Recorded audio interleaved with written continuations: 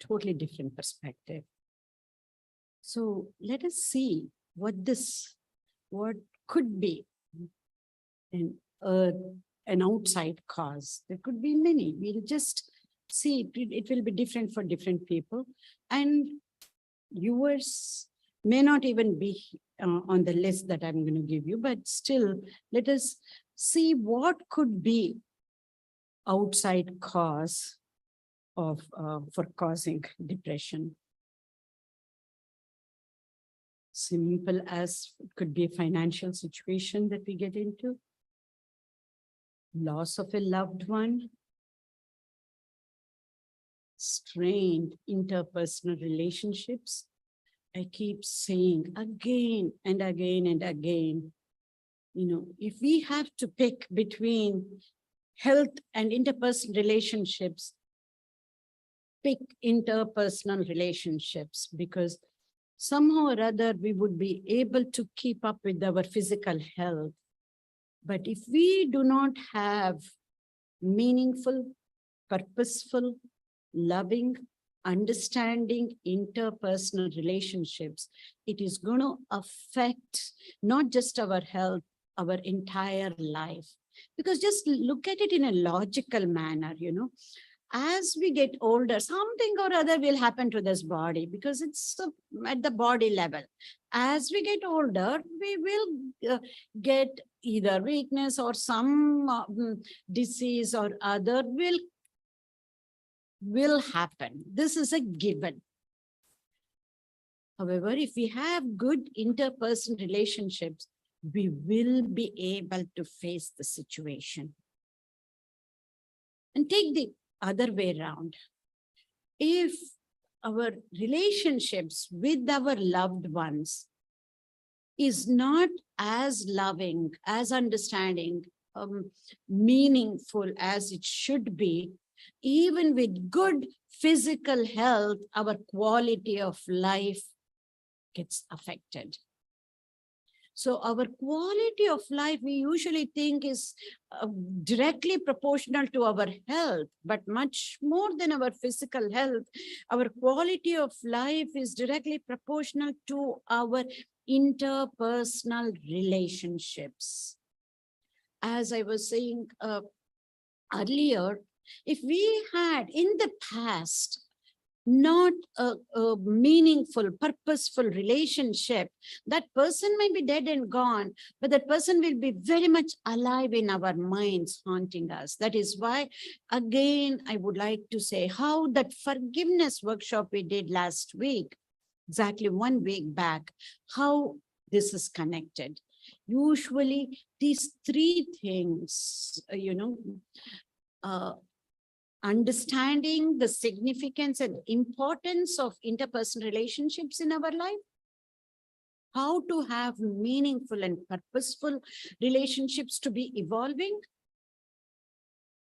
and to be able to learn to forgive, not from a moralistic perspective, but from a scientific perspective, which would be common for everybody, and to understand the effect of depression and anxiety, or what is depression and anxiety.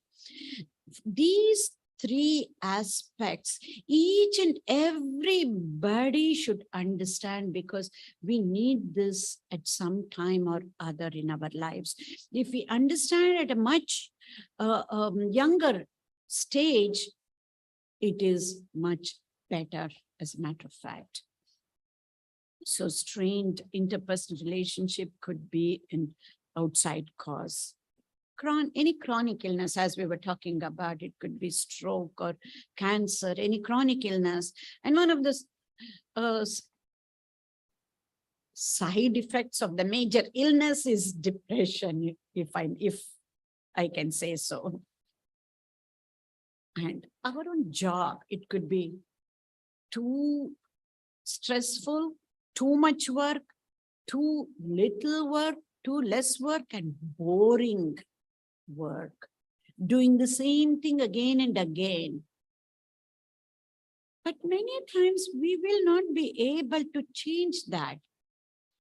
For homemakers and for students, it's doing the same job again and again. We need to bring meaning to what we are doing. Just changing jobs may not even be the answer many a times.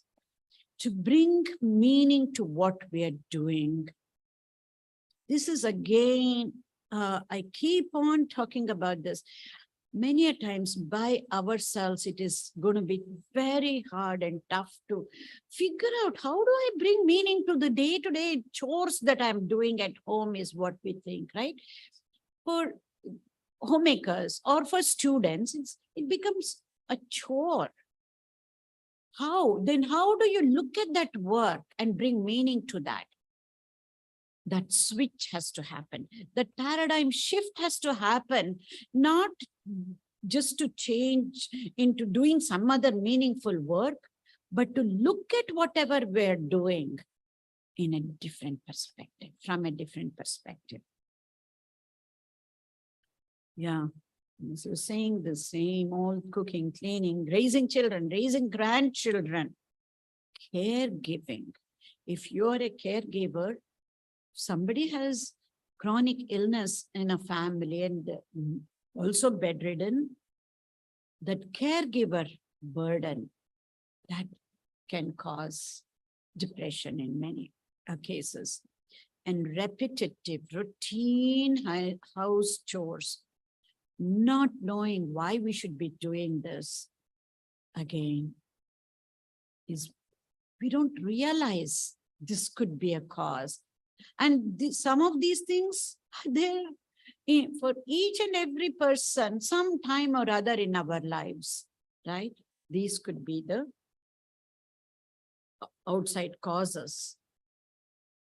And of course, our understanding of how this world works, our understanding about how I work under different situations, and our understanding about how do others work if you are working in a team or if you are within the family, not knowing, but having expectations that people have to work in a certain way is a sure way to cause disappointment and also to cause depression, I can assure you. Whether in a professional atmosphere or within the family or working in organizations apart from professional work. Then how do we respond to these outside causes, right? Let's see. Many times we say, oh, later on we say, I should not have done this, I should not have done that. Oh, we take it upon ourselves, blaming ourselves or blaming others. It's all my fault. I got into this. I should not have thought about it or done it in certain way. Or it's always about the other person. Why somebody did not do what they should have done. Again, blaming ourselves or blaming the situation or people. Finding faults in general.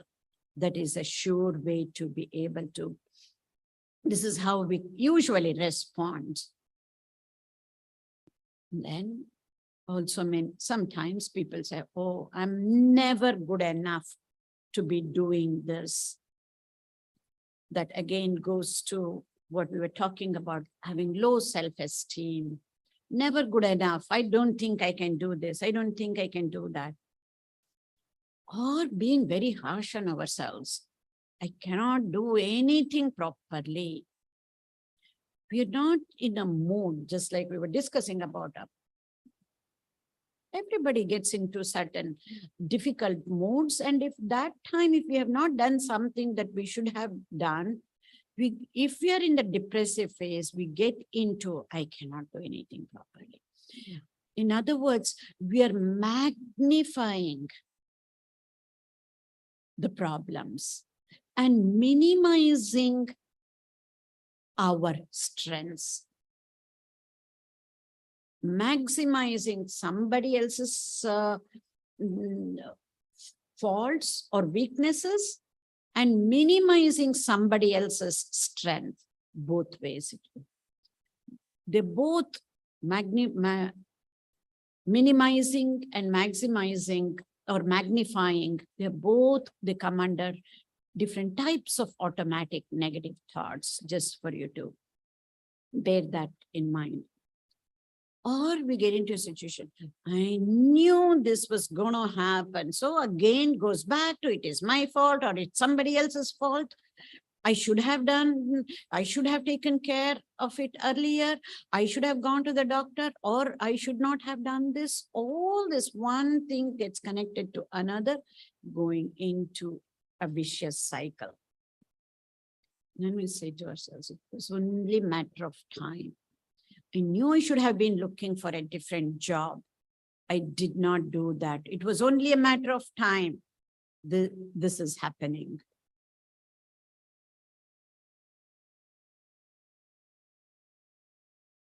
Oh, again, as we said earlier, so boring. That's why I don't want to do. It's the same household chores. How long can I be doing the same thing again and again and again? It is so boring. And that is how we respond to the repetitive work that we do. If we bring meaning to the work, it will never, ever be boring. We were just talking about it this morning with somebody who is here, who is a coach for kids to play cricket coach for that matter. She was telling me how when you have this passion, when there is meaning to what you do, whatever we do will never, ever be boring, even if it is repetitive work. And not having enough resources, either at workplace or at home, for many different reasons, is how we respond to the challenges outside. Give that again as a reason, blaming and reasoning. This is another thing. When we are in the depressive state, we cannot be creative to solve different problems. If we are not, if we are happy and if we are more positive, the same challenges we will be able to see from different ways, we will be able to come up with solutions. However, it's not even depressive state. If we have that negative state of mind, we will not see different choices, different options, and just keep giving reasons that we don't have enough resources to be able to do certain things. So we won't do it. This is the favorite phrase for many of the people who go into depression. Nobody understands me, or they don't care about me as much as they should be caring, which also leads to, I cannot get the help that I want. These are all kind of standard phrases or common phrases that many of the people with depression would use. And then comparing. Everybody else is happy except me. How come they can be so happy in the same circumstances? How come I'm not as happy? That comparison is again an automatic negative thought. And our favorite, why me? Why is this happening to me? I always say, we have to ask the right questions to get the right answers. If we keep asking why me, we will never be able to get the right answer. Ask why not me, and see what answers you will get from now on. Afterwards, you will stop asking why not me. Then you will say go to the next level, saying, try me. Now I'm ready, try me. From why me to try me. So these are the different responses we give to ourselves for that early outside cause, right? It's forgotten. We don't need to go into that outside cause, what it is, different types of causes. But these are the usual responses that we give, which we can see. So such a negative response. Now, once we understand it's not our fault that we have done this, because we did not know. Now that we know, these are the responses that are preventing me to be happier, to have more zest of life, to be more understanding, to be more kind, to be more loving. All we need to do is to learn to come out of this. So this repeated response that we are having, it becomes a habit. Earlier, these were just responses to the outside cause, right? Now that has become a habit. Habit means we will not think about it. Any trigger like that, it goes into, takes the path of least resistance, and this is how we'll be responding. It has become a habit. Habit means it is automatic. We don't think about it. Not only that habit is automatic, because of this, our brain creates a reality. And what is that reality? What type of reality the brain creates? This is the way I am. Because of all of this, now I cannot be any other way. I have tried everything that is possible. I cannot be any other way. This is the self-talk we give to ourselves. And then we tell ourselves, good me versus bad me. When I am not depressed, we pat ourselves on the back, and also the other family members. Oh, you're feeling good today. That means that's my good me versus bad me. When we cannot get out of the bed, when we cannot do the chores that we are supposed to be doing, it could be as easy as cooking or cleaning the place or going out and then doing the regular shopping. When we cannot do that, and then we feel bad about ourselves. And many a times, without their knowledge, even the family members make you feel bad. It's not that they want you to feel bad, but they don't know how to respond to the other person's behavior. So good when not depressed and bad when depressed. So we go back and forth between these two stages. As you were saying, sometimes this anxiety and depression, and then feeling good, and then feeling low. This is how I see bipolar, not from the way medical textbooks describe, for people who are in this field. And if we kind of want to go deeper into analyzing the people that we see, these are all labels. Yes, we need to understand all of this, but many a times we are this bipolar, going back and forth, back and forth. That's why, that equanimity is so important. But again, equanimity does not mean you're going to be like a stone. So what I try and do is try and reduce that peak and the lows. Keep reducing it until you can only be oscillating at a small level, but fully feeling. Because I've seen people trying to train themselves to be equanimous, they become stone-like. They cannot feel others.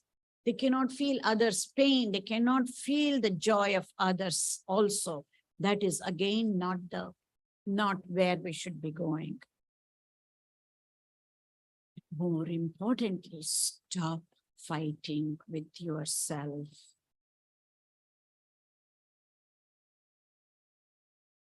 This is the kind of reality our brain creates because of the self-talk. then how? How can we change this self-talk? This is nothing but reprogramming. This is all hardwired right now into our brains. We need to rewire our brain. That means we need to reprogram our own neurochemistry. That means when we change at the level of the thought, our thought patterns, then we're going to change that chemical imbalance just by staying in a positive way, not as false positive as I was mentioning, but in a positive way. So reprogramming your neurochemistry inside out. I've come up with two ways. These are all the tools from now on we're going to be using. How do we reprogram, rewire our brain? One is from inside out and the other one is from outside in. Inside out is at the level of the mind. How do we change our thoughts and then thought patterns? And outside in is with our habits and our behavior. Both have to come about. As we were discussing this morning with the cricket coach, she's working from the outside in. I heard that she works with kids who come from a deprived background, wherein they get into trouble. No. And how is she handling from the outside in to be able to work at the physical level, bring lifestyle changes, and slowly that will again help them the way they think. Here we're trying both ways, both inside out, starting from the thought level, and then from outside in. It should result in our habits and changes in our habits, changes in our experience, right? As I was saying yesterday, neuroplasticity can happen only when we change our behavior, our experiences, our habits. Just changing at the thought level is never ever going to be enough. It will make changes in the brain, but temporary changes. But again and again, those changes in our thought patterns have to be followed with the right type of feelings and then followed by actions, habits, experiences. That is how we create rewiring, or we rewire our brains. And this whole process is called neuroplasticity. So how do we reprogram our own neurochemistry? Let's see different ways, inside out approach. Stop self-judgment. We judge ourselves. This is what I was saying in a different way. Be kind to yourself. Be more loving. Be more kind. Stop self-judgment, because we need to be aware of our own weaknesses, but don't judge. Why am I like this? Why can't I do this? Rather than that, go the positive way. If you do not want to be doing certain things, we don't have to keep repeating, why am I doing this? I should not be doing this. I should not be doing that. You should be saying and doing, I want to be doing this. I should be doing, or I want to be doing this, and keep doing that. In other words, if we don't want to go towards south, all we need to do is to walk towards north, right? As simple as that. So stop self-judgment. Don't mistake moods for reality. Moods are moods, passing phase that will come and go. But the reality is different. Many a times we mistake our moods to be real. It's just a passing phase. There's a Pali word for that, saying that this too will pass. It's called anicca. We will get to that as a tool, how we can use this word. Saying that moods are just passing phase. Moods will pass. We'll get to that in a few minutes. And examine your negative beliefs, not just the thoughts. What are our beliefs? What do I believe about myself, about others, about the worldview? Are some of my beliefs hurting me?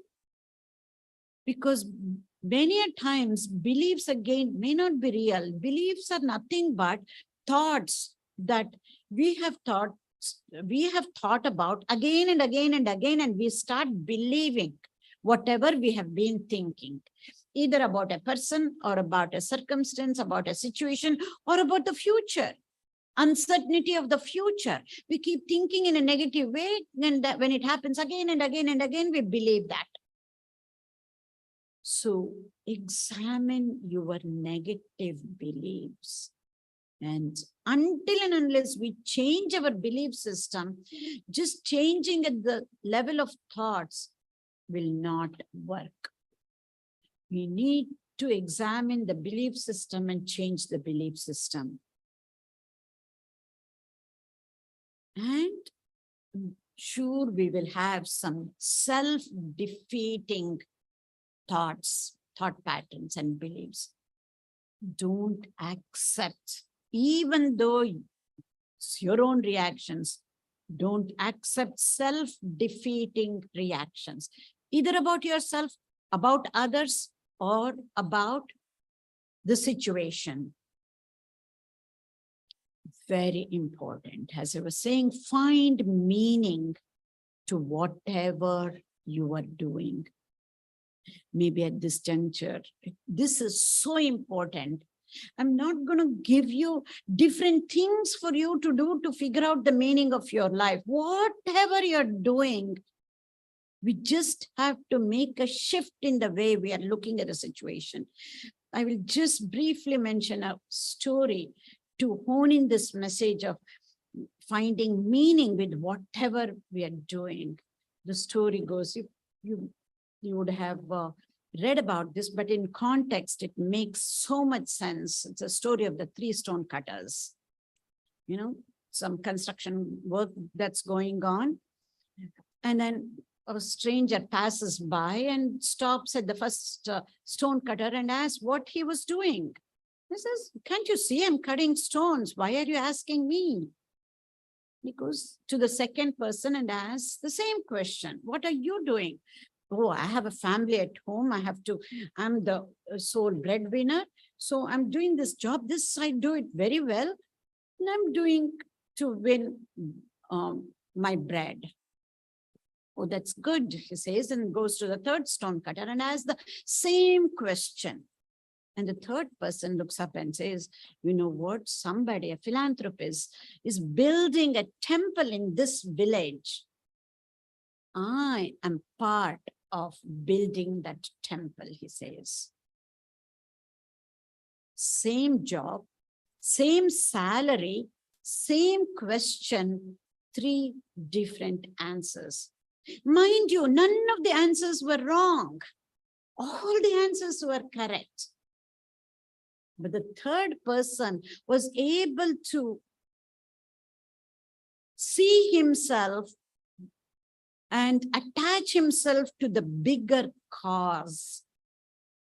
Same work. We will go back and do the same work, whether at home or in a professional place.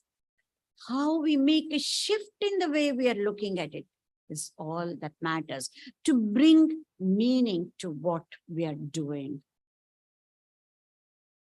So changing what you think and feel here.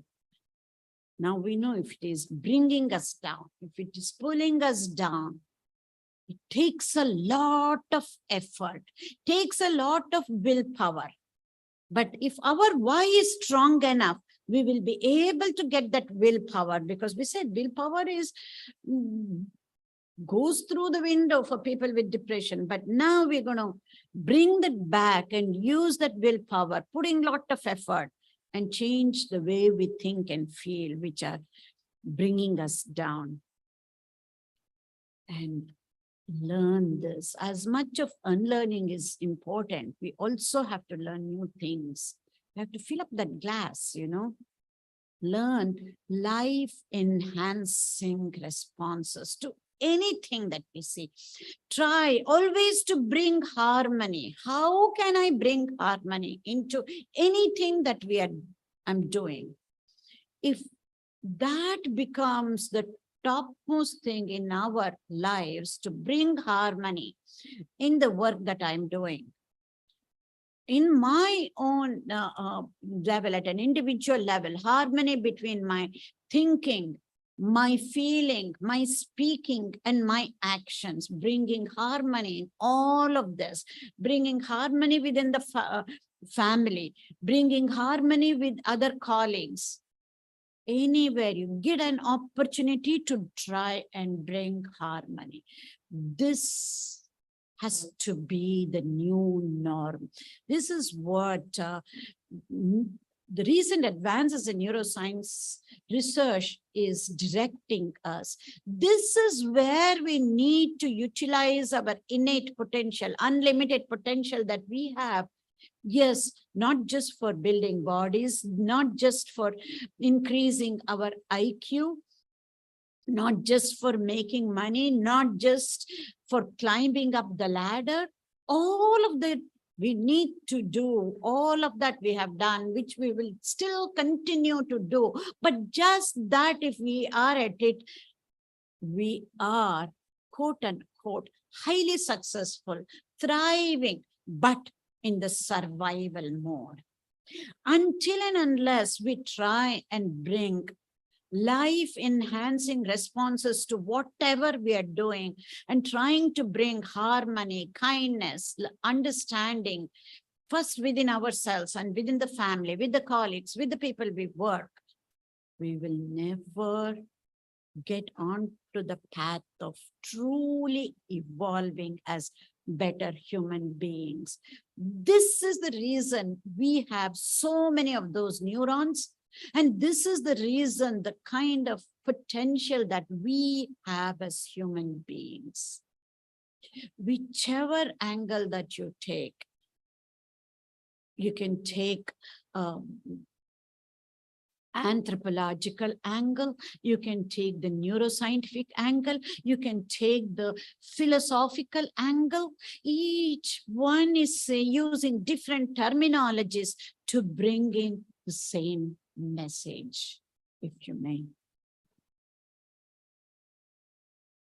And stop believing fear is okay.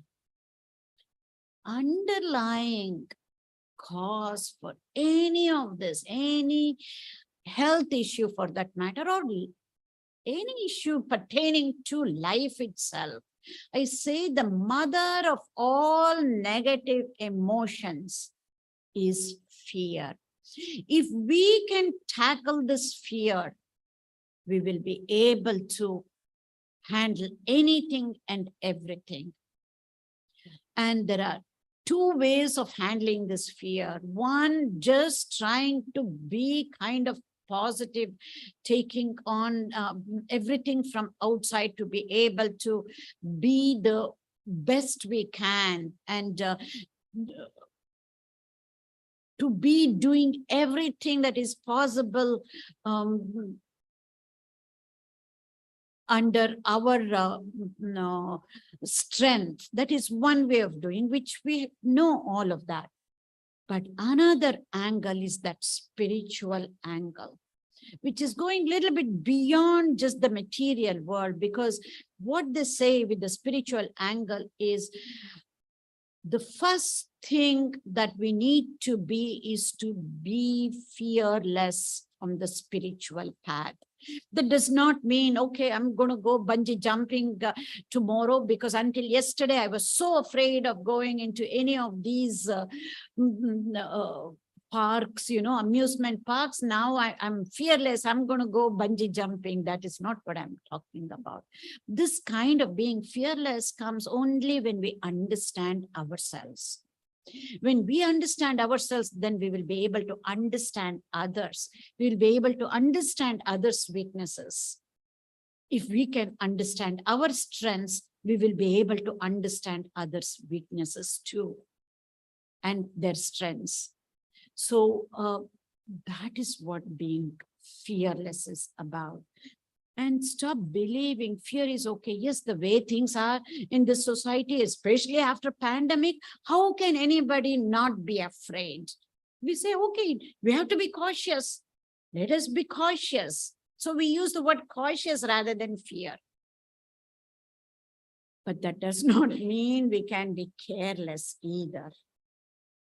We have to be doing everything what is the right thing to be doing and still be fearless, because once we understand who we truly are, then we can reclaim ourselves. This is how we can be fearless. Finally, to be mindful.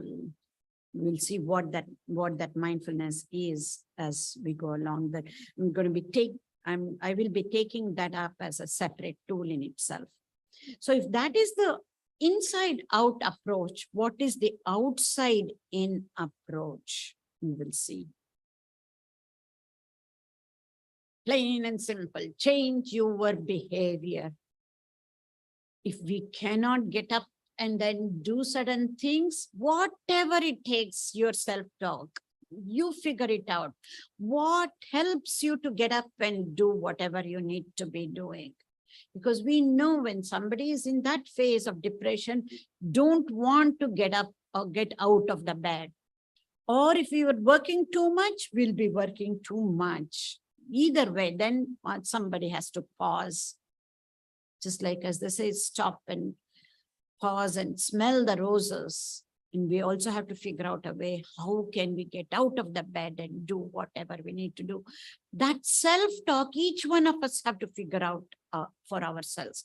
What is that self-talk that will help us to do what we should be doing? Decrease stressful thoughts and triggers. The triggers, while we are trying to come out of this, we understand what those triggers are, stressful triggers. Try and understand and minimize that as much as possible. This is where sometimes the food that we eat comes into play. There are certain foods we know I should not be eating, but yet if we eat, if that causes certain issues within us, then we need to decrease that kind of trigger, certain types of food, or lack of sleep or oversleeping. All of this, these are the stressful triggers. We have to figure that one out. That means our self-awareness has to be heightened, but we have to be honest with ourselves. For each one, we cannot be giving a reason. I'm like this because I couldn't do that, because I did this, because. Get that out and then be honest to yourself. If your why is strong enough, you'll definitely be able to do all of this for certain. Definitely increase physical activity, whichever way it is: exercise, walking, running, jogging, hiking, trekking, swimming, whatever it is. Sometimes just getting up and then moving around the house, that itself is a lot for some people. Or sometimes if you're a religious person, make it a habit to go to the ashram, to go to the temple, to meet certain sadhus and swamis, and so that your mood will get more positive, and then you can get the vibes of that place.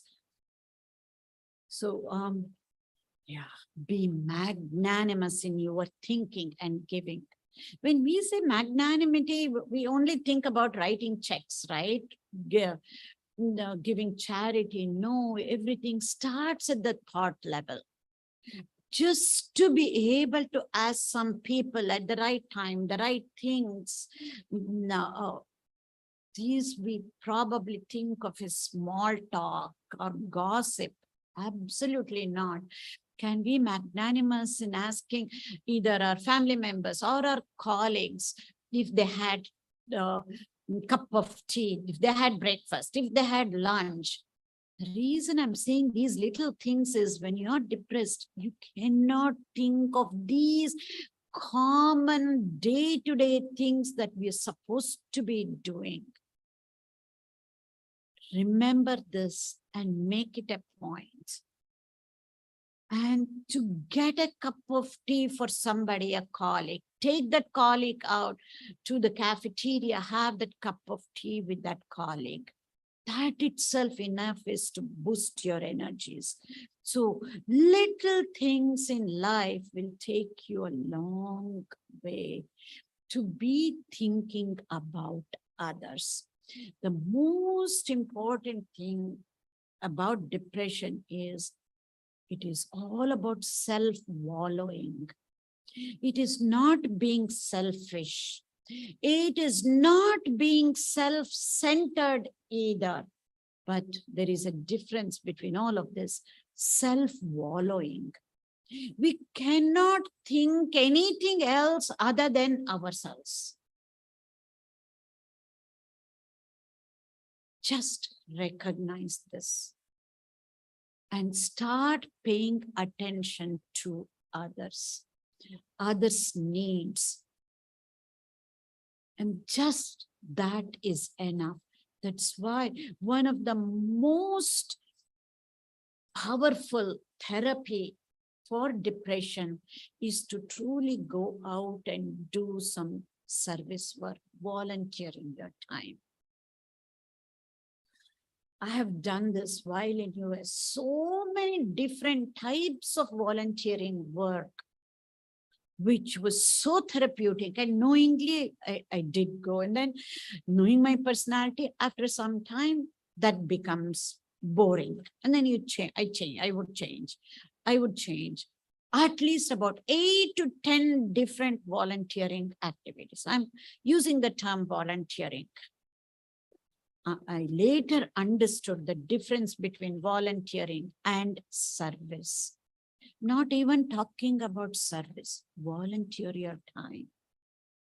But move on from volunteering, evolve by gaining the right knowledge into understanding what true service is.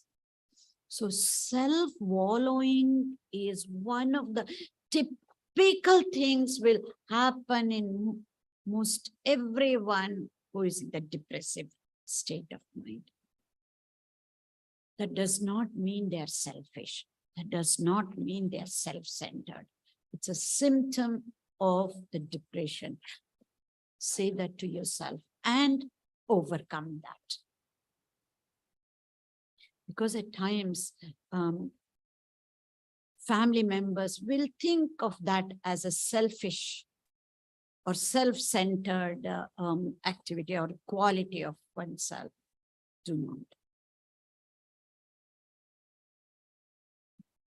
Very important. I keep honing on the right company, right company. Associate with people who represent your ideals. Otherwise, again, you're constantly fighting, with yourself. If somebody has a different ideal than you have, many a times this happens within the family. If the spouses or your siblings or your parents have similar ideals, you are very lucky. Sometimes they may not have the same ideals. As you become an adult, then look for people with similar ideals. Then you're not fighting. But that does not mean you have to change somebody else's ideals. You have to accept them, not just tolerate them, accept them fully, but look for the such needs outside of the family. It is perfectly okay, because as you're evolving, sometimes these things happen. Rather than complaining about it or trying to change somebody else, try to look for people with similar ideals. Cannot stress this enough. Focus on relationships, interpersonal relationships. Extremely important. I have made this point. You don't have to say, but avoid associating with negative people. Sometimes we don't even see how we are talking, how we are saying, even that slight changes in how we Talk is enough. As much as we need to avoid us associating with negative people, we should know even others are trying to avoid being with depressive people because we are also so negative at that time. Again, don't take it too hard. Be aware, be kind. Don't judge yourself. Be compassionate towards yourself. And only knowledge can make you come out of this. It's not that antidepressant pill, that SSRI will help you do all of this, it would take too long a time. If you're taking that, that is fine. Along with that, knowing all of these things are what I should be doing is what will move you. But the why has to be really, really strong. Very important to adopt good sleep hygiene practices. I always say it's so difficult to have good sleep hygiene. One very simple principle, if you hold on to this, this is enough, We talk about emotional hygiene, we talk about dental hygiene, we talk about physical hygiene, but not enough on nutritional hygiene and sleep hygiene. But with the sleep hygiene, it does not matter what time you get to bed. Try to get up at the same time each day and every day. That one, if I have to say it as a rule, I cannot think of any better word for that. I don't like to use the word rule. That belief is enough for you to put you on the right sleep hygiene. Yes, you may sleep late, but if you're getting up at the same time, if you have not had enough sleep, it's okay. You will make up the next day or after 2 days, but wake up at the same time each day and every day. Simple practice, simple formula. And as much as you have to bring meaning to what you're doing, that is from inside out, from outside in, also look for some fulfilling work. They're both important. Right? So,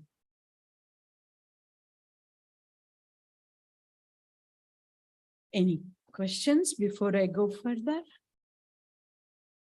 Before I go into the tools?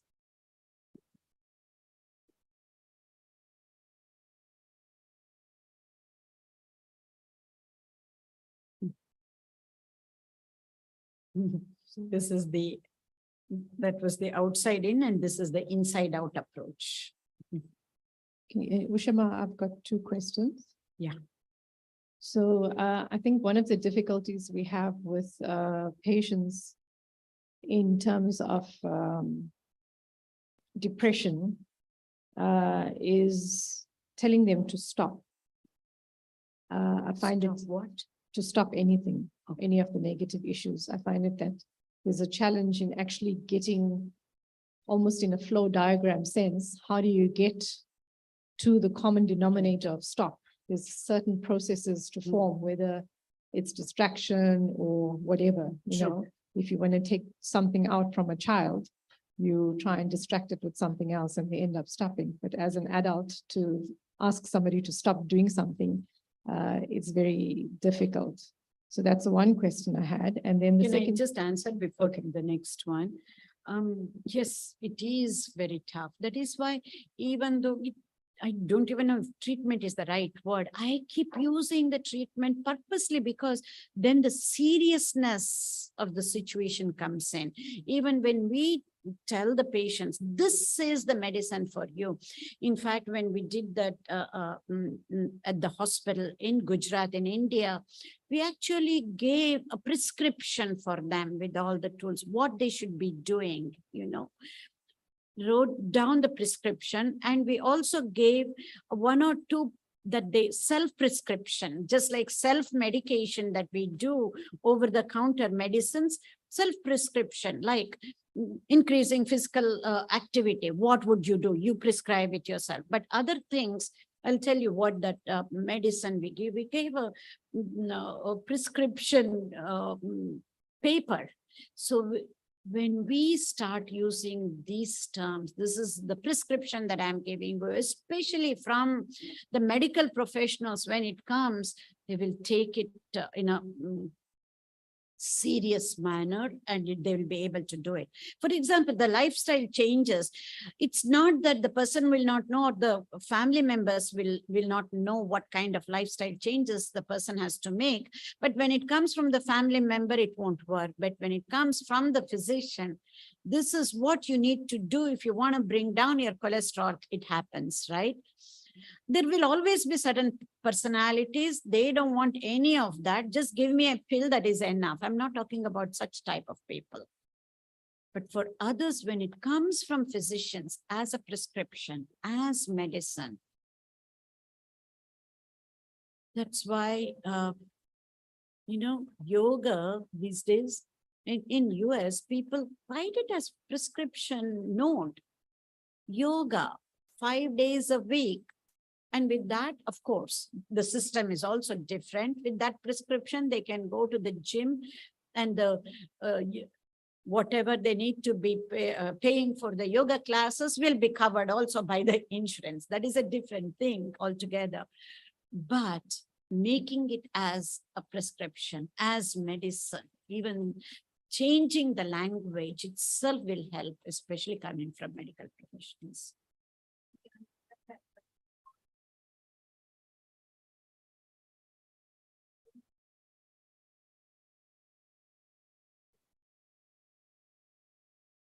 Yeah.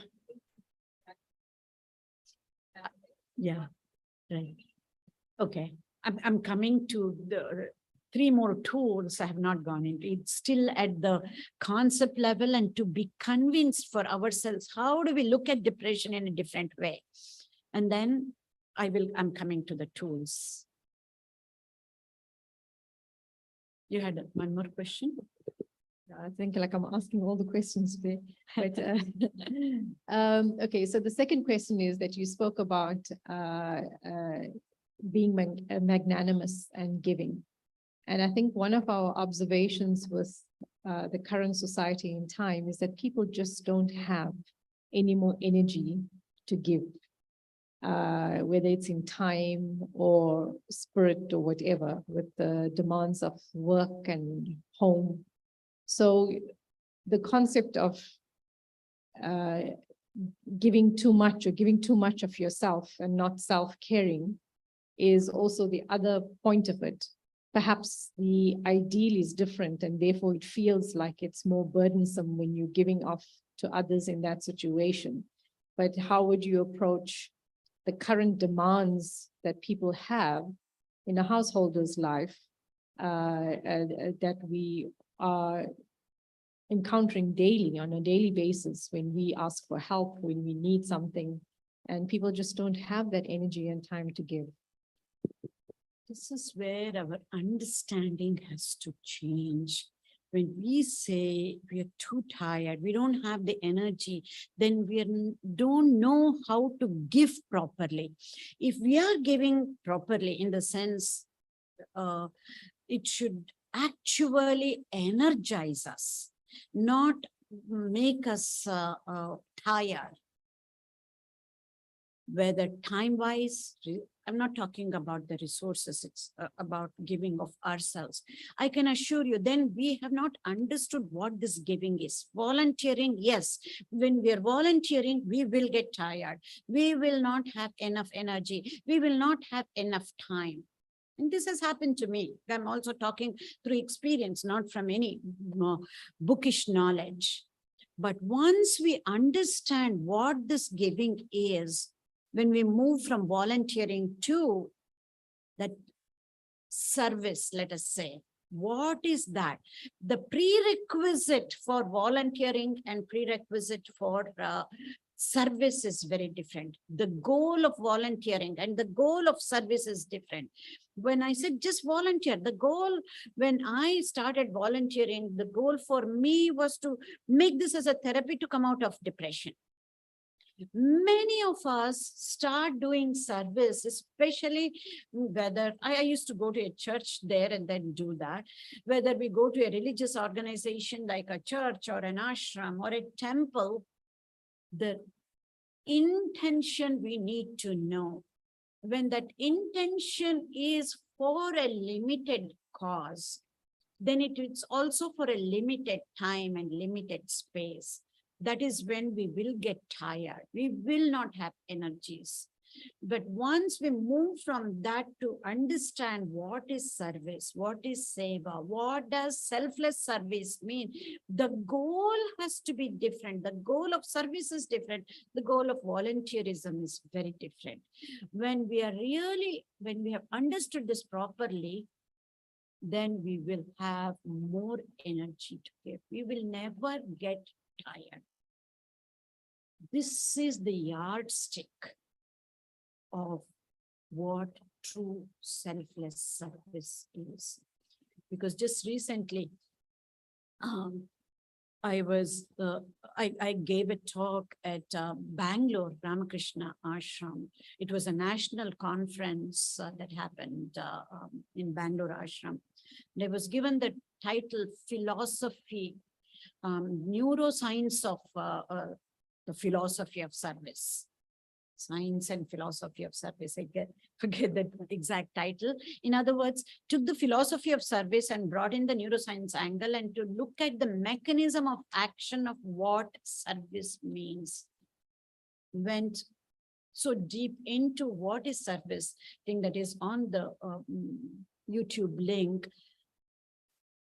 Until I was given the topic, I had not thought about it in such a in-depth manner. Even though you're putting that effort, you don't think about it. That gave me an opportunity to understand what I was doing. And how is it that one can get so much energy to be doing? I understood this again, looking at the sadhus of Ramakrishna Ashram. The way the time is, they put in so much work, especially in Ramakrishna Math Mission I'm talking about. I don't know about other ashrams, how it is with sadhus. They have so much structured time that they have to put in different departments. And how is it possible? And it's still doing swa-adhyayana, self-study, that they have to do constantly. And they have to be doing their sadhana. They have to be doing studying. All of this, how is it possible? All of us have the same number of hours in a day. This is when they're understood what true selfless service is, that we will end up having a lot more energy at the end of the day. Physically, you might be tired. That's a different thing. That happens for everybody, whether you're a monk or a householder or a child. That does not matter, but we will never run out of our drive and the energies. We will never give that as a true reason. So going deeper into understanding this is what will help, in my opinion. Anything else before we go further?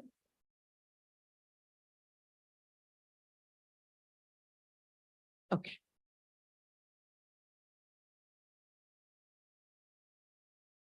So we need to reclaim our true self. We have to figure out, who am I or what am I? I'm saying in again scientific way. I'm not bringing philosophy here. Can look at it from the positive psychology perspective. Who am I? Why am I here? Those existential questions, what we were asking, we thought it is only from the philosophical perspective.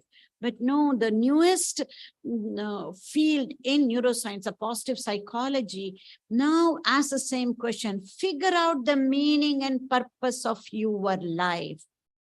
When I say this as a scientist in public forums, I have to say, this is not a philosophical angle I'm taking. I'm talking from a scientific angle, positive psychology angle.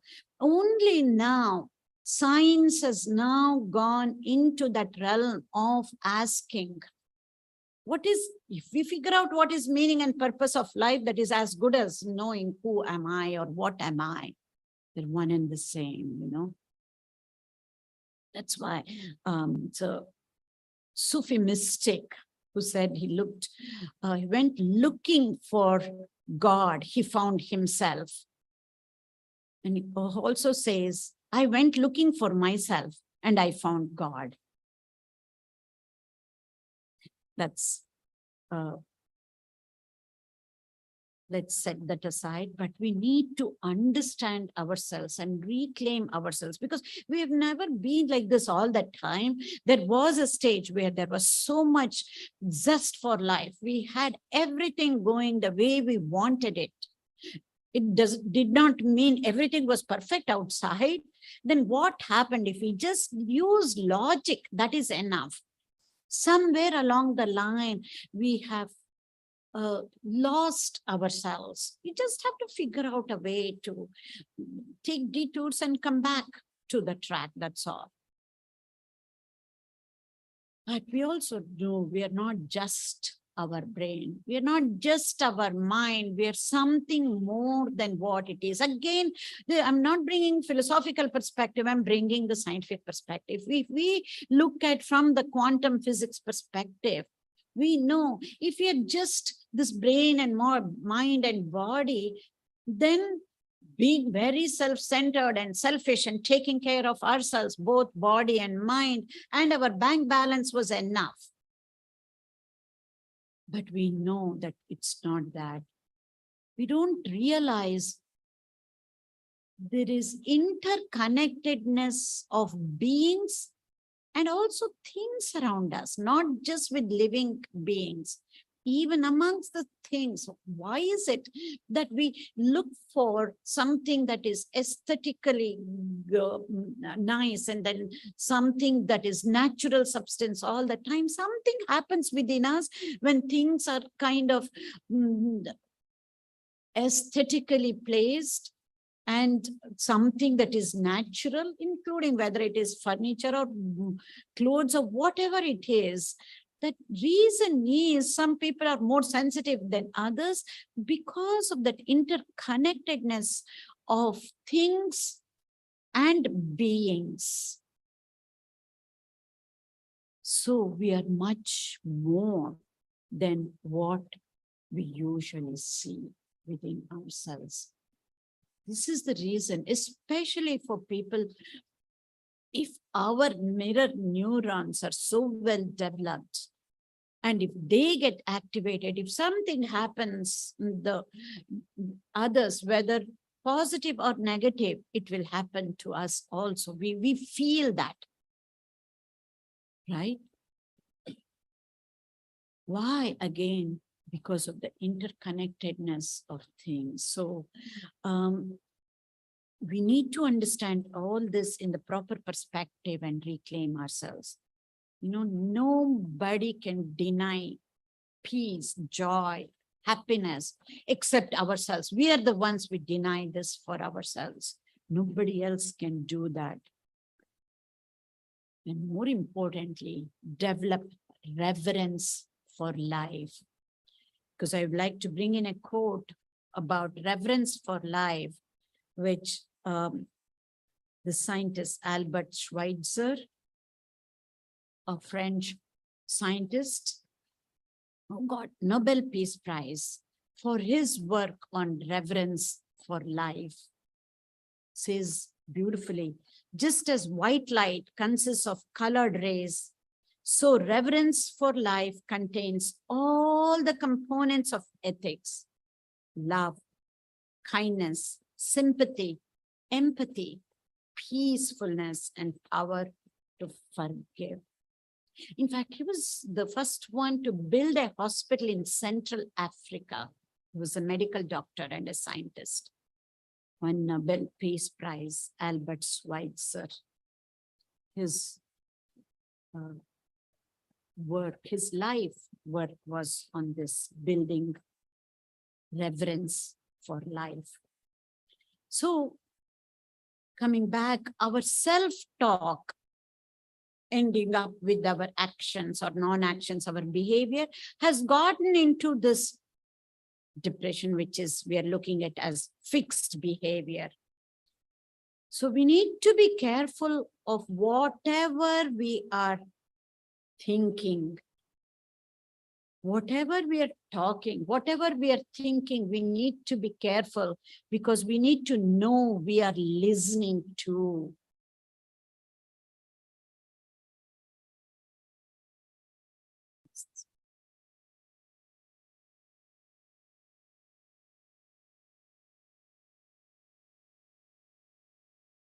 Self-talk has, if self-talk has gotten into this fixed behavior, it's the same thing. It's a self-talk can get us out of this fixed behavior too.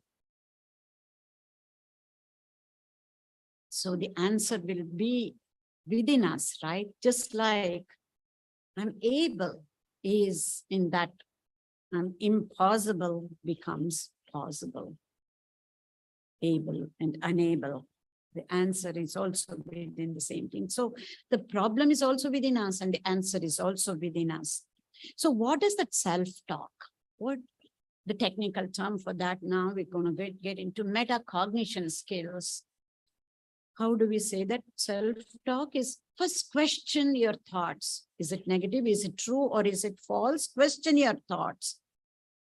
Decrease the impulse to react right away, because we saw how we react to the outside triggers, right? Decrease the impulse. Go through a true or false test with your own thoughts. Just because it's your thoughts, don't start believing. Reject the thoughts if they are not true.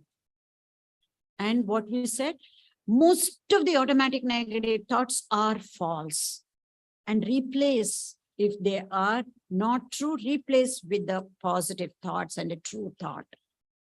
And use affirmations to reinforce.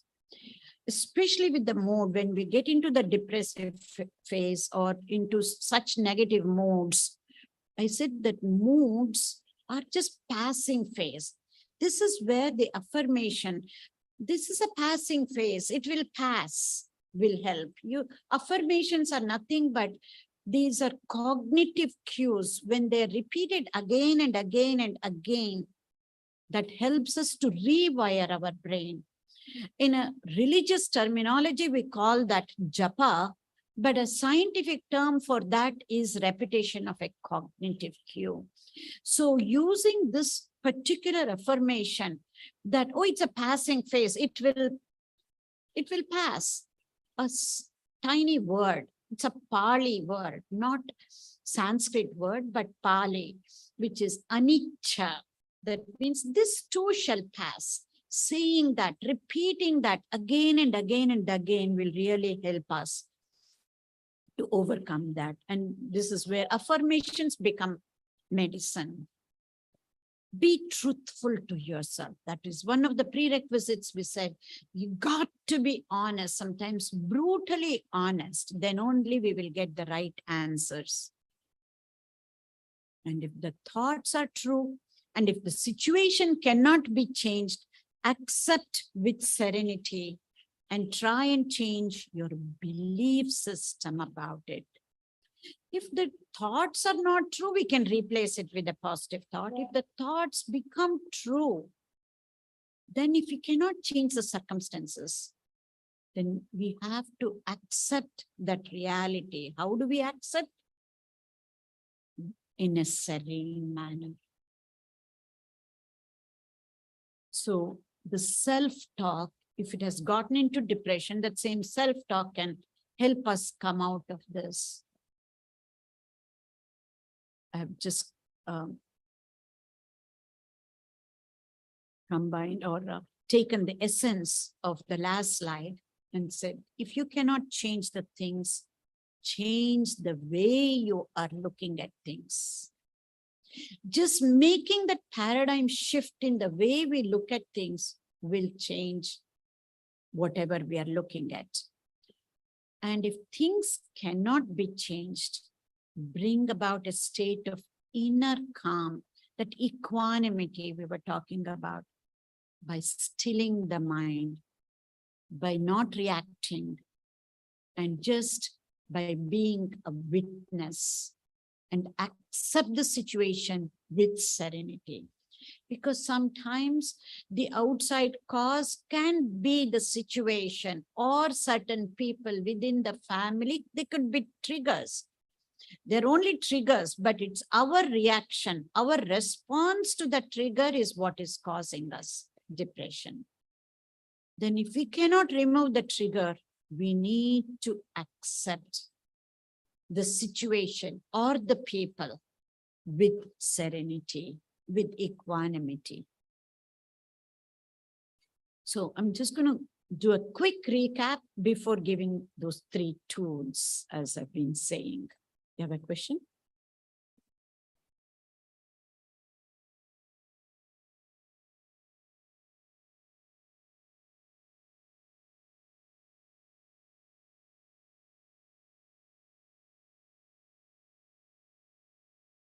Fine. You know, finish this and then go back, and then we will take that. And then what I can do is I will request one of you to give me this. What thought do you get? It can be a quick answer for you how to go about this self-talk. Rather than me giving an example, think about what are the thoughts that are bringing you down. And then I'll go through this whole thing. Then it will be a quick tool for yourself. Think about it, and then we'll come back to that. Doing a quick recap, saying that depression we have looked at from a totally different perspective, saying that it is a fixed behavior. Yes, the chemical imbalance, either it could be the cause or the effect, we do not know, but we are looking at it as a fixed behavior and to see how we can change this fixed behavior. We took the inside out approach and outside in approach. And the opposite of depression is not happiness, but vitality. Bringing zest for life is the opposite of depression. And we can reprogram our neurochemistry. Yes, if chemical imbalance either could be cause or the effect, we can change that chemical imbalance by reprogramming the neurochemistry of the brain. And to reprogram the neurochemistry of the brain, we went into the outside-in approach and inside-out approach, 2 ways. And then we talked about the self-talk or the metacognition skills. And we're going to go into 3 more tools. These are the tools what we have given so far. Outside-in approach and the inside-in approach and the self-talk. 3 other tools I'm going to mention, and then we will take up that question about self-talk and go into a little bit more detail into this. The first is about how can we be mindful? And we know why we should be mindful, because we want to stay in the present moment, because it is many a times it is the past that is damaging the present or affecting the present is because of the past.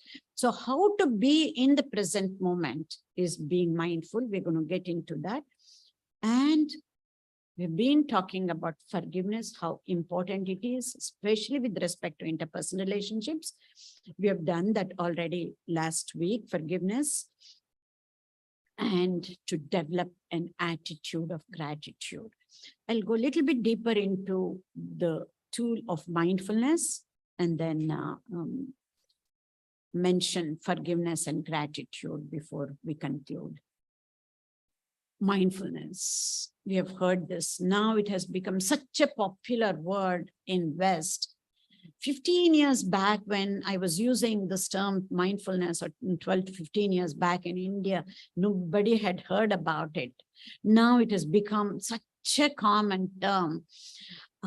All you need to do is to remember just 3 things in mindfulness. The first and foremost is that we need to be in the present moment, here and now and here, both body and mind together in the Same place and same time together in this, wherever you are. So being in the present moment and to be highly focused. And we also saw how when we are depressed, it is so difficult to focus and to concentrate. Keep that as a yardstick. When you start working on yourself, you will see how your focusing will increase, how we are able to concentrate more and more. For that, we need to be thankful because of the Swamiji here. We are recording this and this will be put on YouTube. So we can go back and check again and again to be able to whatever caveats that we have in our understanding, and there will be many a times we can go back and learn. And so to be paying attention in the present moment. How am I being more and more mindful? If you keep asking that one question, that is enough. Let this be both a tool and a yardstick for you to work on yourself. And while being in the present moment, we need to be non-judgmental. Not about self-judgment, not judging ourselves, not judging others, none of that. Just be objective. Witness whatever is happening. That is a training. First two we can do, we can train ourselves to be in the present moment. We can improve our focus and concentration, but to be non-judgmental takes time, but make that as the main thing. How can I be non-judgmental? That is what mindfulness is all about, to be in the now. There are a few other aspects of being mindful. That one, the first thing is to be in the now, here and now, now and here. Few other things that we will see. We said how brain creates a reality.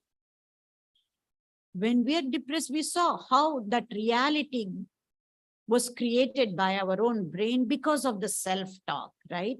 And now, how can we accept not the reality that we created while we were in the depressive mode? While we are being mindful, it will help us to see the reality as it is, not the way we are thinking about it. Not because of the self-talk we have created a reality, but seeing the reality as it is. So that is what is being mindful is all about. It's a distorted perception of the reality that hurts us more than the reality itself. It's a loaded thing, but I will just give you, explain this with a short story. We will be able to understand that distorted perception of reality happens because we are judging. And whenever we judge, I'm not talking about evaluating. Evaluating is different. Judging is different. Whenever we are judging, we have limited facts and figures. And because of the negativity bias, we will always judge in a negative way. So to understand this distorted perception of reality, just imagine a huge, a big boat or a ship or a small ship and a small, big boat, let us say, okay? Open in the sea, and on the ship he sees this boat. It's coming it is in the way of the ship's course of sailing. And then this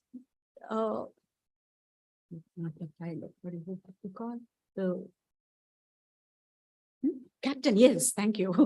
The captain is waiting for the boat to move out of its way, but the boat remains as it is. And then he says, okay, he'll move. By the time I get closer, nothing is happening. And then he's saying, why is he in my way? Can't he see this big ship coming? And then even if the ship touches the boat, we know what happens, right? Why is he not moving? What is happening? He's getting all worked up, the captain. And then he comes so close to the boat, and still that boat does not move a bit. And as his gets so close, he swerves the ship and sees in the boat there is nobody in the boat. All along, he has worked up himself, saying, this is just an analogy and a metaphor, right? But when we take it in the real life, let us see how this affects us. We think they are not treating me the way I should be. It's our ego that comes in the way. And then we judge others.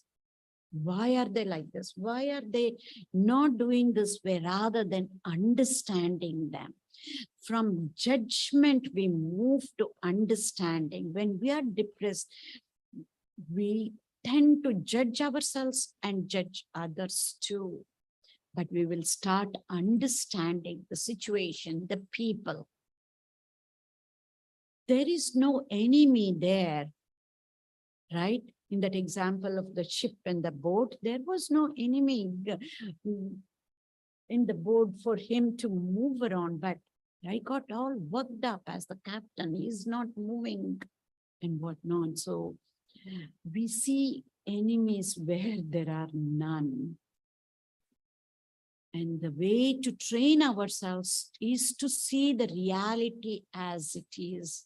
Then we will be able to understand and see the solution. There we're only seeing it two ways, as I keep saying, binary format. We look at worldview with the binary format.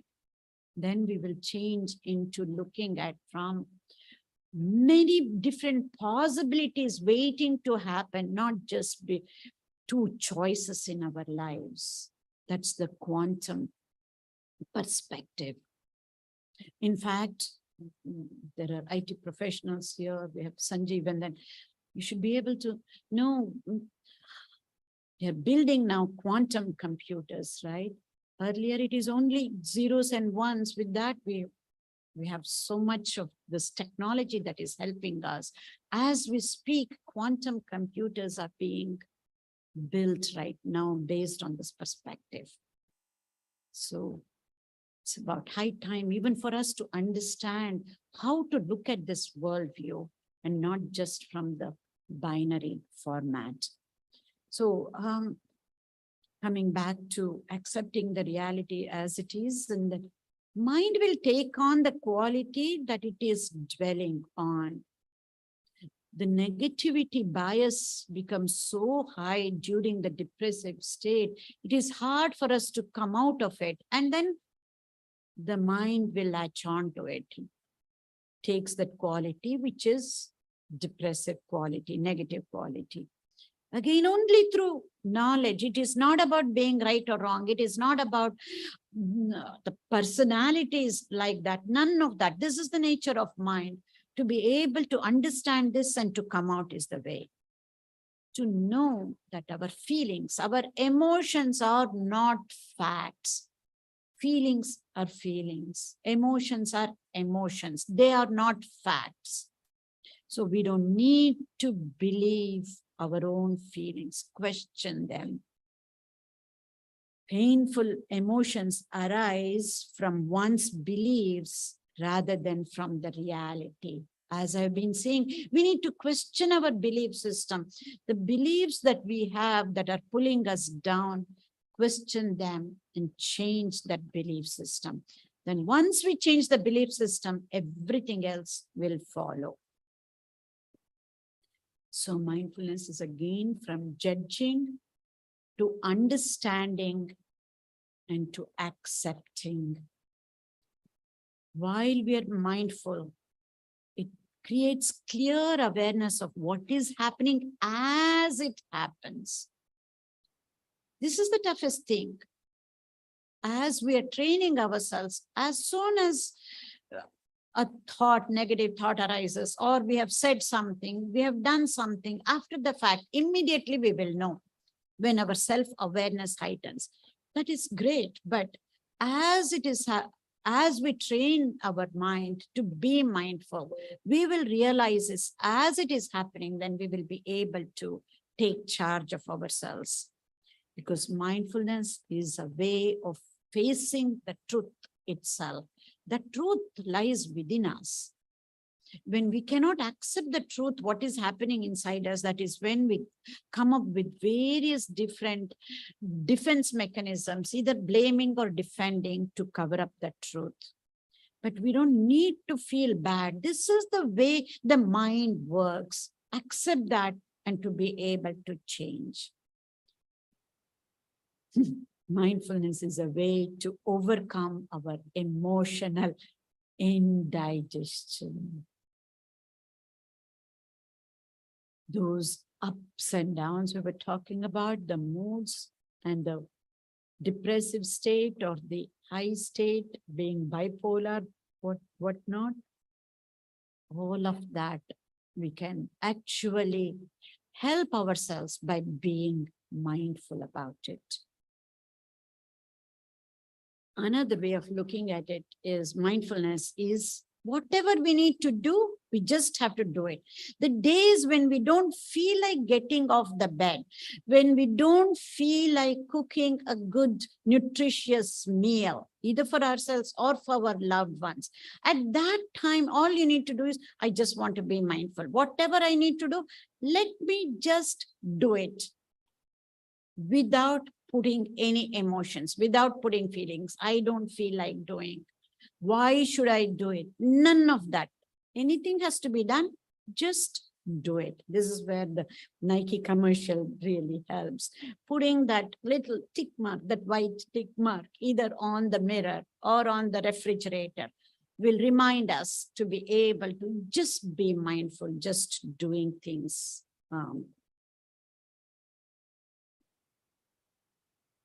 And mindfulness is a way of seeing life itself as a unified whole. Until then, we are just looking at various different aspects of life. Many a times it is fragmented. In other words, we won't have the big picture. But when we are mindful, we will be able to understand why this happened, why a mistake happened. Oh, maybe there is a reason. I'm probably reading too much into it. We will be able to get a big picture and seeing the reality as a unified whole, rather than looking at just from my part, from my side, from my angle, or from somebody else's angle. We will get the big picture. As I said, no divide between things we have to do and we want to do. I would rather be sleeping rather than going and cooking, especially when we are in that state of mind. It feels like that. Or rather be just watching TV. Don't feel like doing anything. At that moment, say to yourself, I want to be mindful. I don't want to choose between what I have to do and what I want to do. Whatever should be done will be done. This is the self-talk we need to keep saying it to ourselves, and say it with lot of intense feelings, positive feelings. That is what will help us. So that is about mindfulness, and two other tools we will get into before we take up. I'm sure you're thinking about the self-talk that we need to change. Forgiveness. I don't know how many times I have mentioned this about forgiveness. We did that last week, and that is on the YouTube. We can go and check thoroughly. But we need to be able to forgive, not for somebody else's purpose, for our own self. We need to forgive. Forgiveness is all about us. It is not about the other person at all. Because to forgive is to set a prisoner free and discover that the prisoner was you. We think we are forgiving somebody else and that person is free of whatever wrongdoings that the person has done. Usually it is with our own loved ones, right? These things will never happen with strangers, either with loved ones or with colleagues. It's very profound. To forgive is to set a prisoner free, and to discover that prisoner was you.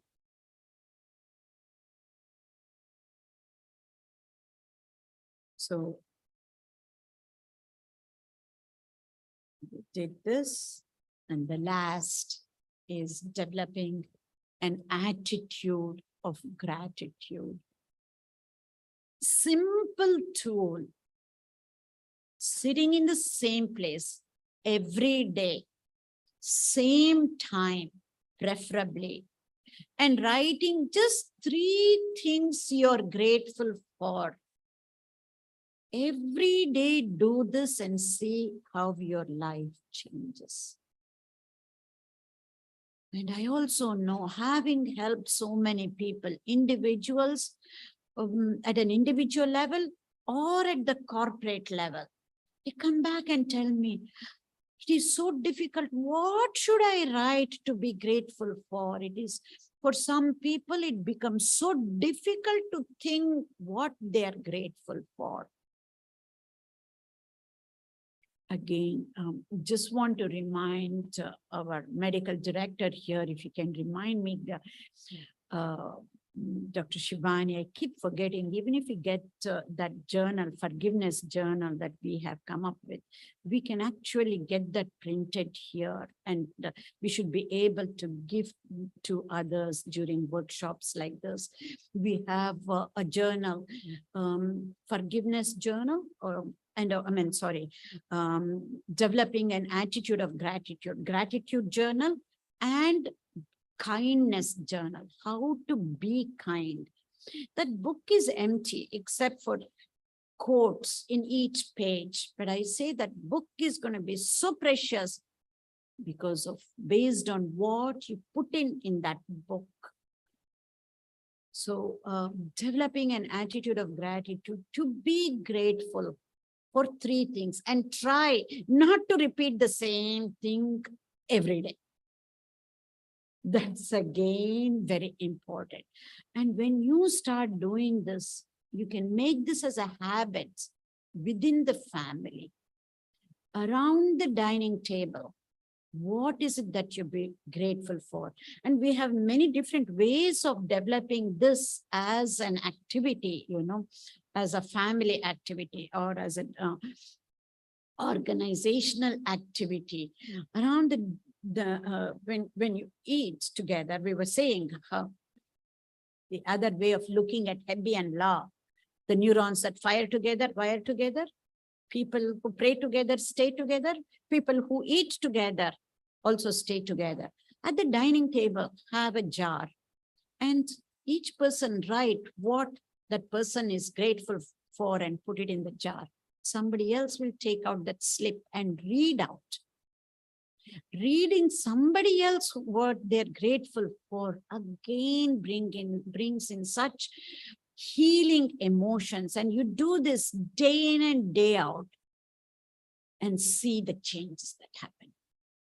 And when each person around the table does this, imagine each person write 3 things and separate sheets every day, not the same thing, and see magic happens. Developing an attitude of gratitude is one of the beautiful ways for us to truly come out of depression, not just to come out of it, and to truly lead a life with joy and with lot of zest towards life, and having reverence for life. So if that's the case, what are the signs that we have come out of overcome depression or coming out of depression? The first and foremost is vitality. There are many of them. I've just listed a few. You can also make up your own. These are nothing but yardsticks or signs that we have come out from that. You will naturally feel happier than before, but you have to be truthful to yourself to say that you're happy. But the way this mind works, we are so used to that depressive state. it refuses to come out of it. Because the mind and the brain also gets used to it. This is what I mean by depression has an addictive side to it. Addiction not for substances outside, but at the thought level. We need to understand this and make an effort to feel happier. When we focus on that, I felt a little bit better. I was able to cook today without any issues. Make that a big thing. And you will definitely feel more energetic. So how fatigue is one of the major things. Now we will feel energetic. We are more enthusiastic. If our partner asks us to come out for a walk, we are ready to do that. Whereas earlier we would not be, right? And having zest for life, to be doing what makes us happy, to be doing the same thing and looking at that from a different perspective. All of that will lead to moving out of our fixed behavior, either at the thought level and at the action level, both. As I'm saying, but again, there is a yardstick. It says FIR. Again, the yardstick is look at the F stands for frequency. Have an example of your behavior. If you're not able to cook every day a fresh meal because of depression, now, if you're able to do at least 2 days a week, that frequency has decreased of that non-action, or frequency has decreased to be doing whatever you want to be doing. And the intensity of how we feel towards certain things, that will reduce. If it's a negative intensity, or if it's a positive feeling, that will increase. I stands for intensity. R for recovery period. We might feel like I don't want to get up, but after some time we will get up, rather than after next day, let me postpone, or we procrastinate. Procrastinate is another thing, sign of depression. Rather than procrastinating, after 1 hour, we will get up and do whatever we need to do. That recovery period. So that is the yardstick we need to keep, pay attention to. And definitely strengthen connection with your loved ones. And we saw how underlying thing for depression is that interpersonal relationships. Somewhere along the issue of not having healthy, meaningful, purposeful relationships will be a cause. And make sure you strengthen the connections, interpersonal relationships with your loved ones. This is how you reclaim yourself. Effective treatment will make you feel like yourself again. So, to conclude, retrain your brain, rewire your brain, and reprogram your own neurochemistry so that you can transform your health and reclaim yourself.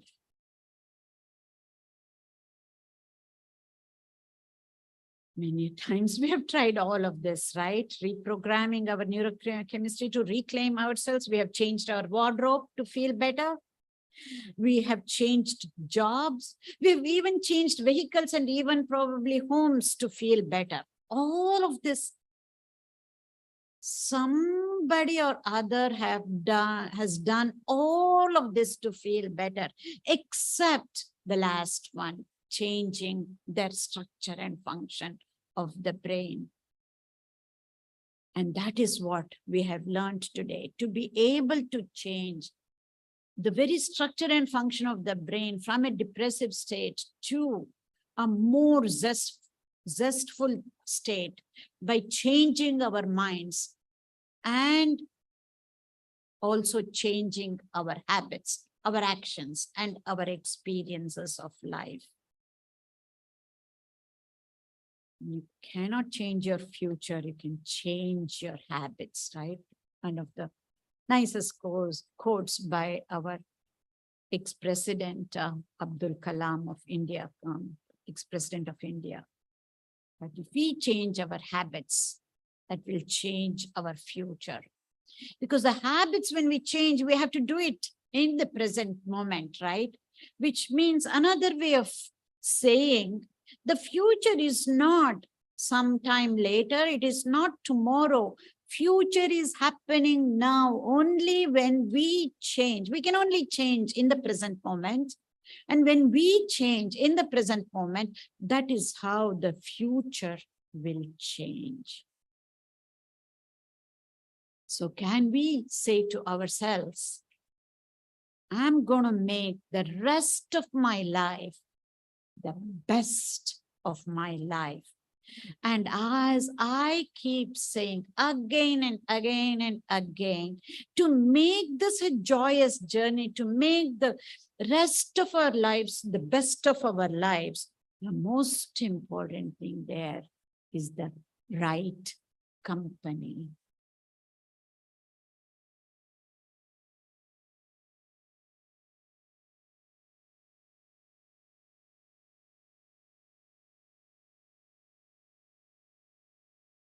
Thank you.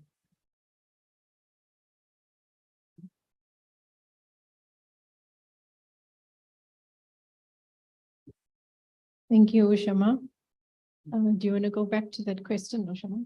Yeah, taking that slide.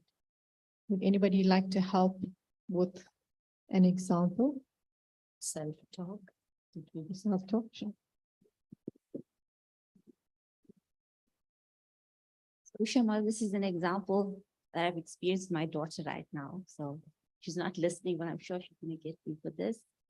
So she is in university and she was preparing for an exam. And so 2 weeks ago, she tells me, Mom, I have all this work to study. I said, okay, take it piece by piece. And I could see already she's creating anxiety for herself. And as the days are going, she's telling me, I've only finished one module, only finished. Come 2 days before the test, she is totally she's a wreck, crying. And so I told her, okay, you need to do what you can, the best you can.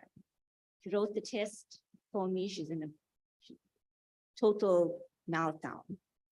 So anyway, she had the next test to write. She already now had set herself up with all the anxiety for the next test.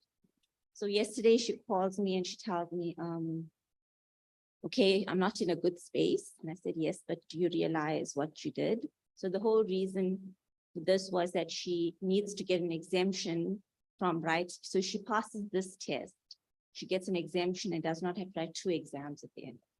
So I said, do you realize what you've done? You were thinking so far ahead about getting the exemption that you didn't focus on the matter at hand at the moment. And sort of, she figured that out, but already now she's sabotaged everything. So as I'm sitting here, she's asking me, where are you, Mom? I said, I'm here at this course. She says, you need to give me the tools. So, I mean, this is the thing. And this child has had a total meltdown because she's just not, as you said, being in the present. Yeah. And when I always tell her from my own experience that I've been through all of this as well. And it's not doom. It's not totally, as you can work through it, but I guess she's still young and inexperienced, and I can't expect her she's not as evolved as I have gone through my journey in life, and try to make a child understand that it's not an easy, but here you have her crying and depressed and sad and as though things are totally hopeless. Yeah. Great question. Yeah, I got so, it. That's okay. so Yeah. I'm sharing about the thoughts, how her Okay. thoughts had caused her to react, which now sabotaged her exam. And Right. so that's this a pure example of how when we have a negative self-thought, or you thinking too far in the future, not thinking about what you have to deal with right now to get to that future, So that's exactly an example I thought that I could relate to right now. Absolutely. It's a great, great question. And that example particularly. And it's not because she's still a child, she has not gone through life experience. I get this from adults, from people who are adults, professionals, and even from people who are retired. It has nothing to do with age. It has nothing to do with experience. It's all everything to do with how we are able to handle the stressful situations in our lives. So that's such a neutral example and typical example, which is very much amenable for CBT, cognitive behavior training. We're not even using any technical terms. We want to make it as simple as possible for people to get it, right? And we need to go to therapists, pay so much money for hours together to learn all of this, but I've just codified in such a simple manner. And if we have that strong why, we'll be able to do it. So we have gone beyond what would a therapist would just give how to, but we have gone into the why. That why has to come from the person. Like your daughter has to have that strong why to be able to come out of it. We'll assume that she has that strong why. And before getting into this, the first and foremost neuroscience concept that she needs to understand that is thoughts are real. All thoughts are real. Because as soon as she gets a thought, there is electrical changes in the brain that happens and the chemical that are released. In that way, it is real. But not all thoughts are true. Starting from those two, the why has to be strong, that she wants to be able to change. And not because mom says, not because the friend says, but she has to, I have had enough and I want to come out. That somebody, when they hit that rock bottom, it happens quickly, as a matter of fact. So as a mom, you also have to understand she hasn't hit the rock bottom yet, and then she'll be able to come out of it very easily once she hits that. Not that we are wishing or anything, but this is the way things are, But after hearing this, nobody has to hit the rock bottom. And that is the reason I'm saying this, not wishing. Everybody has to go to the rock bottom to get up. So once that why is strong enough, knowing thoughts are real, but all thoughts are not true.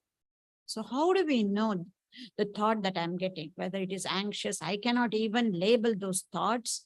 I cannot even label the emotions and feelings. We say emotions are not facts. None of that matters at that time, but at the concept level. Then how do I know if my thought is real or not? So we have to question our thought. That is the first step. Whatever I'm feeling right now because of the exam, is that true or false? There are people who will purposely leave 2 chapters and they will ace it, right?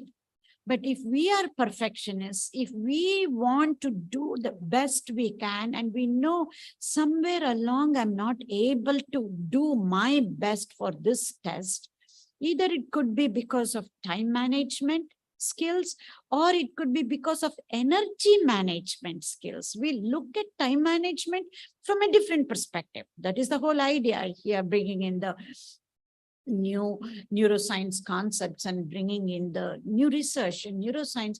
Whatever you take, totally look at it from a different perspective. So it may not even be time management, it is energy management.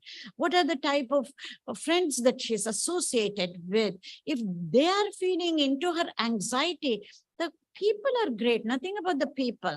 If they are bringing you down, then it is time to be able to change. We don't know what it is. This is how even we need to let her she has to help herself and nobody else can. So question your thoughts. Is this true or not? At best, she will come up with, I don't know. She cannot say for certain, yes, this is true. She cannot say for certain it is not, because it's about future. Anything can happen. We don't know.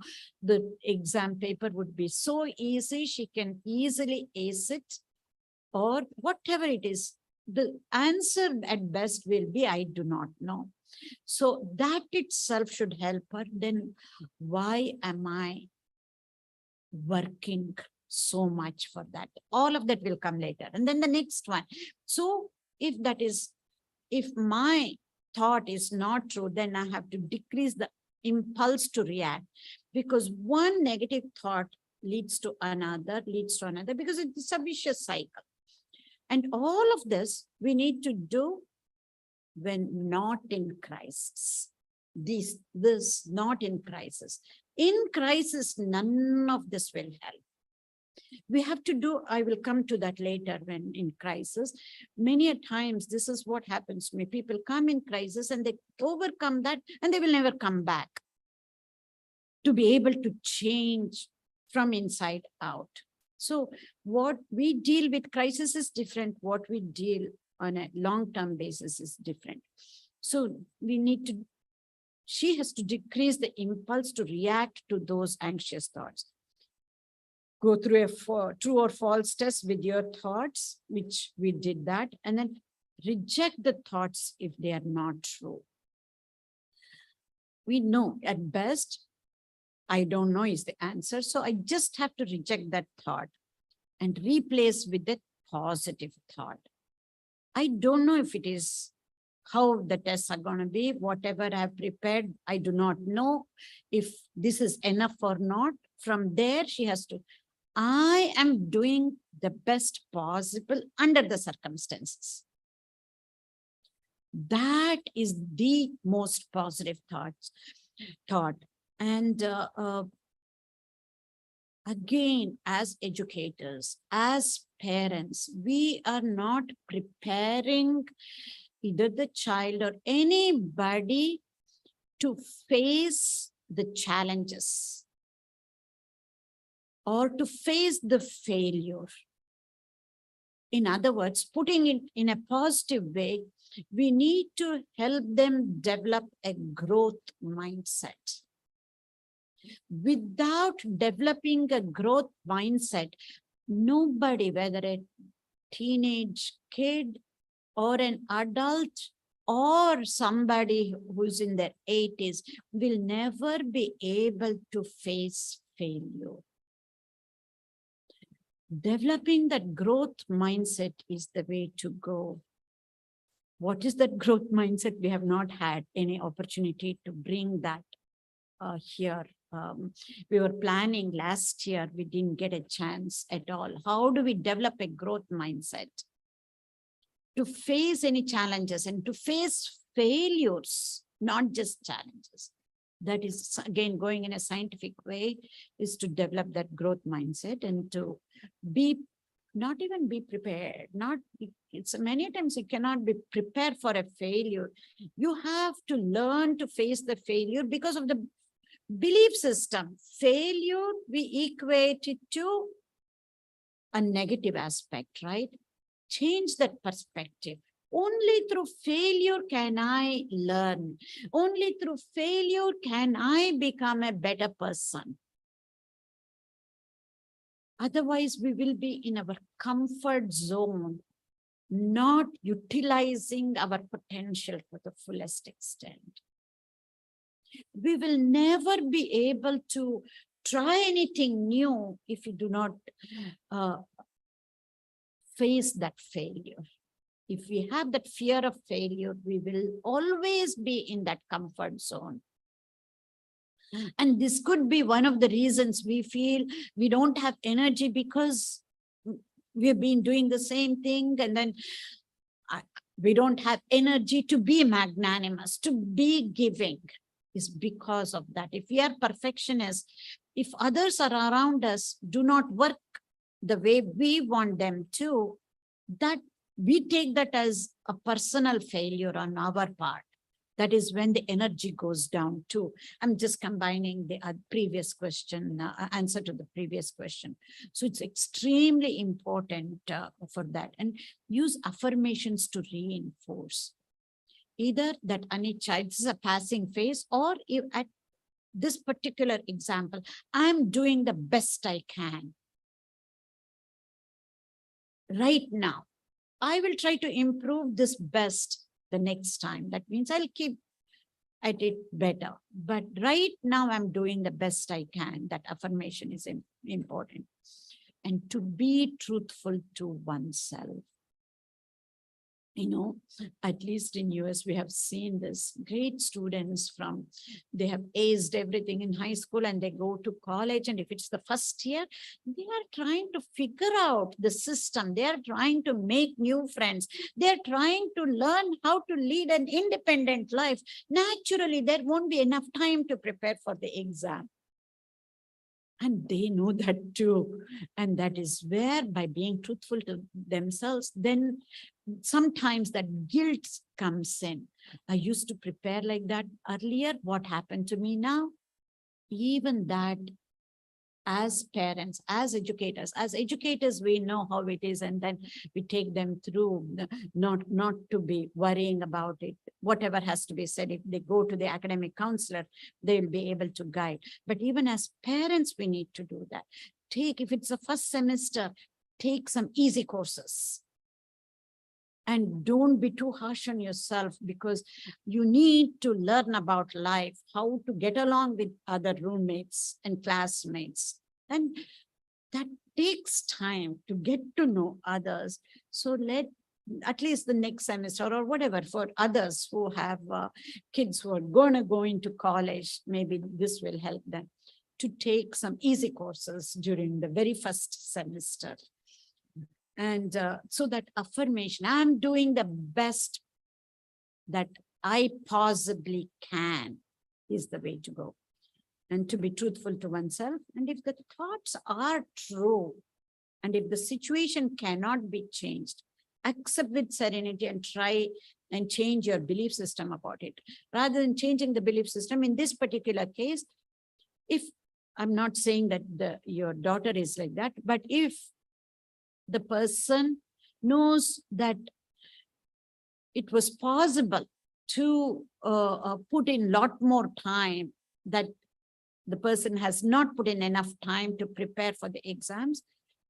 This time I could not, next time I learned from this lesson, I will do better. Saying that to oneself and giving that permission, and to truly learn the proper way.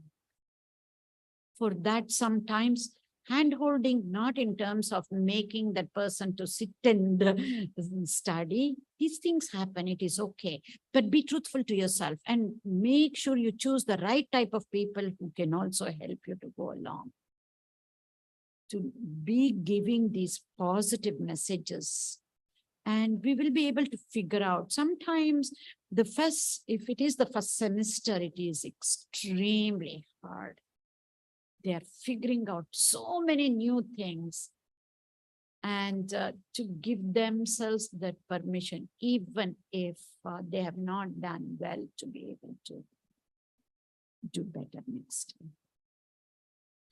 Hope it helps. And this is nothing but CBT, but done in a very easy and non-formal manner.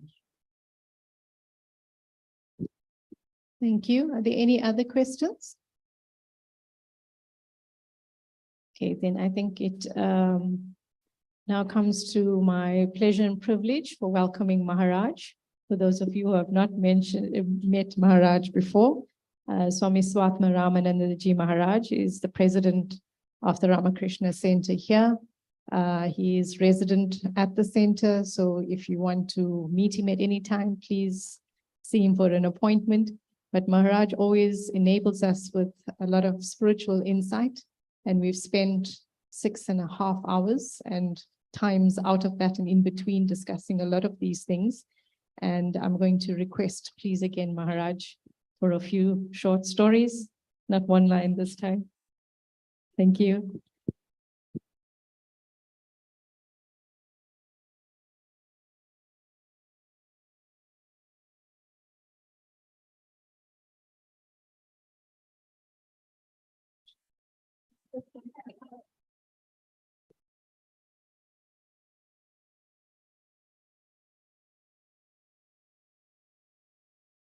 The funniest thing was, in our childhood days, we were just playing and coming up in our life.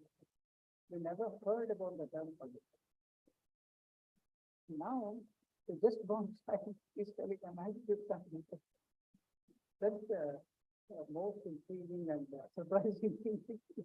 We never, until we grew up, we never heard the term before. So I think play and the good thing has come down. Too much of studies and worries and the pressure of the vision for career success has built up that. I hope so. Because at the same time, many a times I'll be telling our people, the reason for that is we are training our children for success, not for failure. I tell you all the time that we are training our children only for success, making money and all that things. We never train them for failure. So you have to start from now training them for failure. How to face failure? What is failure? Let them know. At many places, when we fulfill all their desires, deliberately we should not fulfill their desires at some place. So we get a no.